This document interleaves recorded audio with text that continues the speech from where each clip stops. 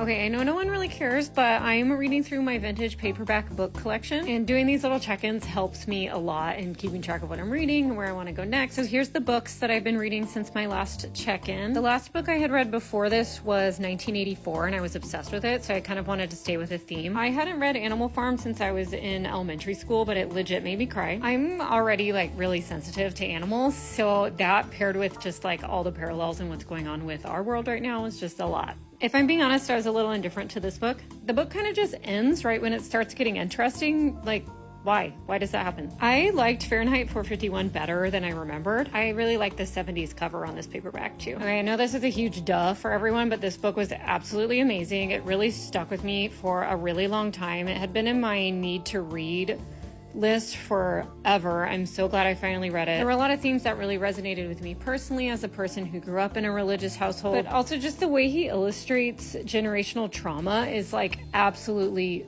gutting. 10 out of 10, recommend. And as you can see, I have 2 copies of this book. I found them both at the flea markets recently, so I'll probably sell one, but I can't decide which because I freaking loved this book. Okay, the next thing I read was Metamorphosis by Franz Kafka. I think I read this a long time ago, but I really liked his cover, so I decided to read it again. It was amazing. Really great existentialist piece, and for that reason, I decided to read Steppenwolf by Hermann Hesse. Okay, I have to say, I had to take a break halfway through reading this book because the first half was so depressing. Like, it was raining in LA. It never really rains here, but it just like really got to me. But then after taking a little break, I went back and finished it, and it was so good. I really loved this book, so much so that I decided to read Siddhartha right after, but I liked this one better.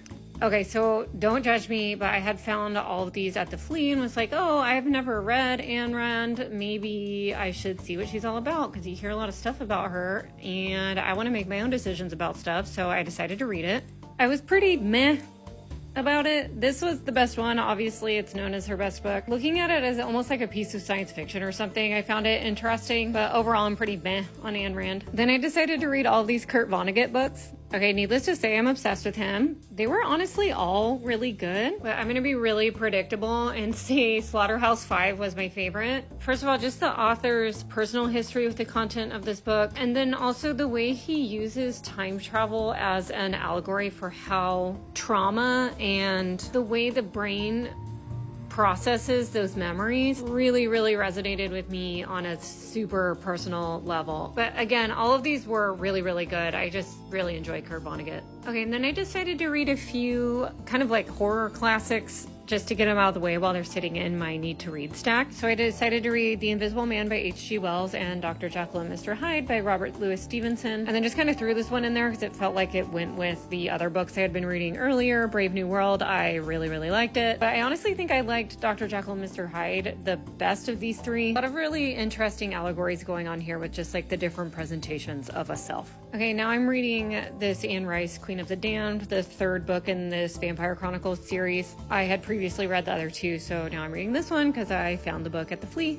and I really like it. Of course, it's great. Okay, so of all those, these are probably my top 5. I've been really enjoying these like one-off books, but I'm really aching for a long format fantasy series, so if anyone has any recommendations, please let me know. Like, I'm honestly still trying to get back to that high of reading Realm of the Elderlings, and I just need something like that. So if anyone knows of any fantasy series you want to recommend, please let me know. Thank you.